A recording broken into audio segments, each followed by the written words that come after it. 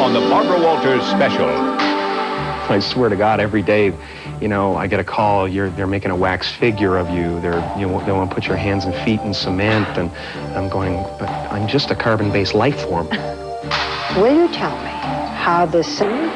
Tonight we have a partner for the evening, the Miss America pageant. And in a few hours, they'll be crowning a new Miss America right here on ABC. Interestingly, one of the great beauties of our time, Kim Basinger, got her start as a beauty contest winner. And this year, of course, she won the biggest contest, the Academy Award. You'll be meeting her shortly.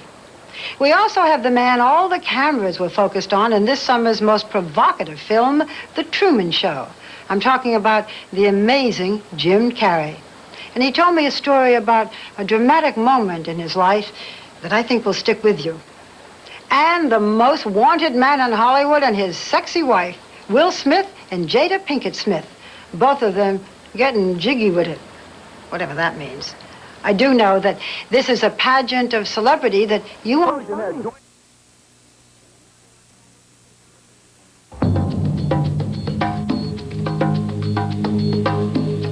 An entire human life recorded on an intricate network of hidden cameras. And if anyone should be used to the world watching their every move, it's Jim Carrey. Countdown to action. Okay, he's making his turn onto Lancaster Square.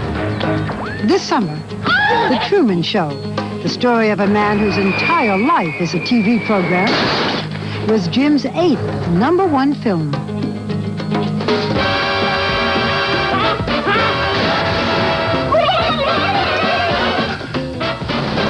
Over the past 5 years, we all watched Jim's incredible rise to superstardom.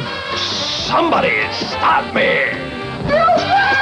He's the only leading man in history to have 3 films gross over $100 million in 1 year. And the first comic actor ever to be paid $20 million per film. In Jim Carrey's world, over the top has no meaning. And now it seems his career knows no bounds.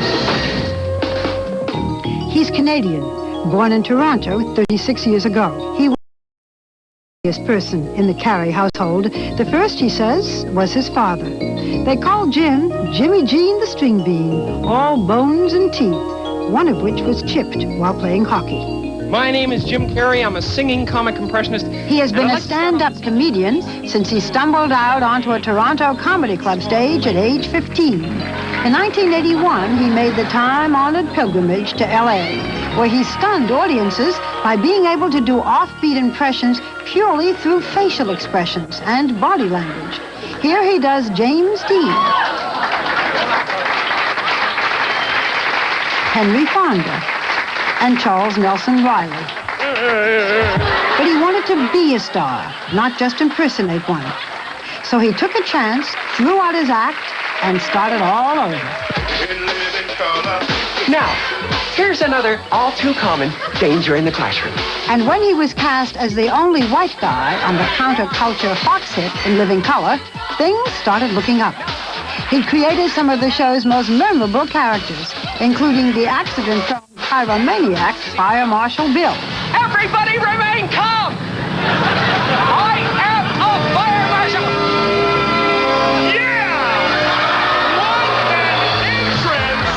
And Vera DeMilo, a bodybuilder of dubious gender. Oh, baby, she is hard as rock. Magnificent! Up next for Jim is Man on the Moon, in which he portrays the late comedian Andy Kaufman. About the only thing that isn't perfect is Jim's love life. He divorced his first wife, Melissa Woma, in 1993. They have one daughter, Jane. Then in 1995, he married actress Lauren Holly, his co-star in Dumb and Dumber. But that relationship has also had its ups and downs. When we visited Jim, he had just purchased this Los Angeles home complete with cascading waterfall. And it seems to reflect Jim's casual lifestyle, except that he didn't have anything to do with the decor. He bought the place fully furnished. And there are a few of the sculptures he'd created himself here and there. He's particularly fond of this one, entitled The Insomniac. Bloody Mary is the girl I love.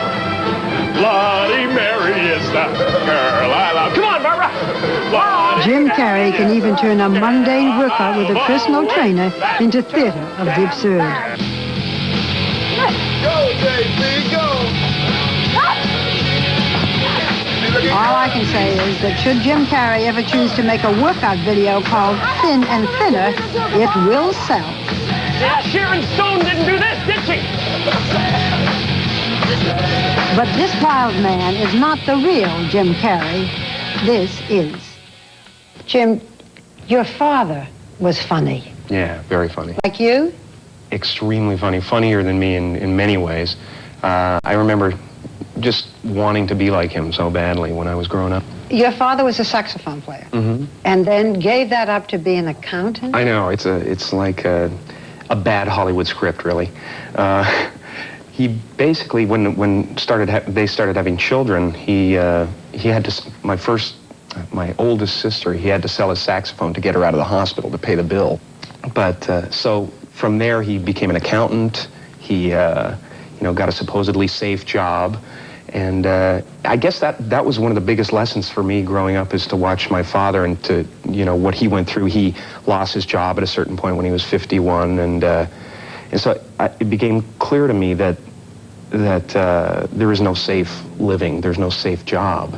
I might as well do what I want to do, because, if I get a degree and do some safe trade, something that's considered safe, I'm setting myself up.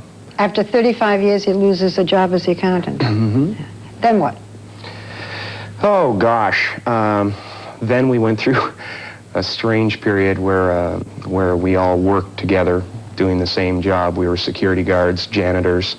The whole family were janitors? If you'll pardon my English, I spent, 8 hours after school scraping pubic hairs off the urinals. And it was not a happy time. I became angry, just getting angry at everybody, and at a certain point, the whole family, I dropped out of school. At a certain point, the whole family sat down and said, we're turning into monsters, and we're not this.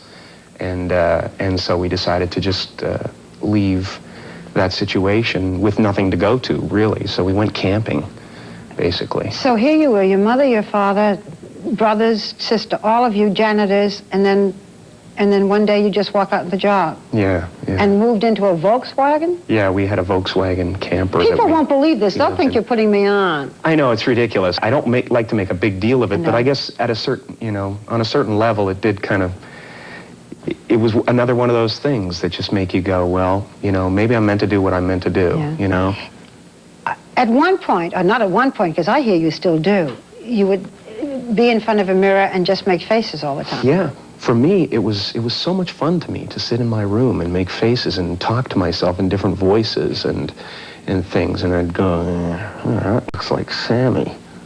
Yeah, it is like Sammy. Yeah, he does that, and that, I'd just sit for hours doing that, and my parents were so worried. They would, they would say, my mother tried to scare me with the spiritual thing, it's just like, if you don't stop doing that, you're going to see the devil, that kind of thing, and I, of course, that, that just made me do it more. I mean, I got a lot of support from my parents. That's the one thing that I always appreciated, is that they didn't tell me I was being stupid. They told me I was being funny. That was the difference. When you were 15, your father took you to a comedy club to perform. Yeah. My mother dresses me in a polyester suit, tells me, this is what all the boys are wearing, and sends me down there. My father helped me write my act, and I went down to the comedy club, and the owner of the club had this little thing that he liked to do where he would stand backstage with a microphone and all kinds of fun effects and, heckle new comedians. And so when I got up there, it was just horrendous. He was like backstage going, totally boring, totally boring, totally boring. They were playing, excerpts from Jesus Christ Superstar, like, crucify him, crucify him, crucify him, that kind of thing. So, when you go through a few of those experiences, you kind of develop a thick skin when it comes to being ridiculed or whatever. Why didn't you give it up? I couldn't. I mean, I don't have a trade. Okay, then you start to do small clubs and so forth in Canada. Yeah. And now you go to the big time, Los Angeles. Yes. Right, where you're doing impressions. I was doing impressions, yes. I was And doing well. doing great. I was, no, I mean, I did offbeat impressions, things like, you know, I did this for Laura Dern just a little while ago. I did Bruce Dern, and it was like, oh, no. You're a real kind man, Mr. Anderson. Real kind! You know, You're not doing not your Jimmy usual Stewart. thing, And yeah. I heard you do Sylvester Stallone. That's about it. Can you do Clint Eastwood? Okay, well, I know what you're thinking.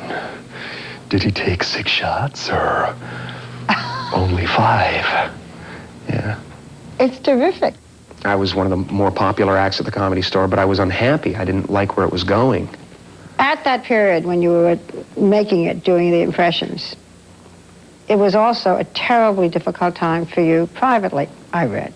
Nightmares? Anger? Well, What? yeah. I think I know what a nervous breakdown would be like to have at this point, because of that moment in my life when I was, you know, I had the parents living with me in my house, in the next bedroom. They moved here with you? Yes, they moved here with me for a while. I was trying to basically be the good son and be the lifesaver. You know, I was trying to be Elvis. You know, I bought you Graceland, Mom. Yeah. You know, and I finally realized that I was mad at somebody you haven't forgiven or whatever. And you know, at that point I sat down with my parents and I said, you know, I'll help you out, but I got to be on my own. You How know? old were you? I was, at that time, I was 19. Kid. Yeah.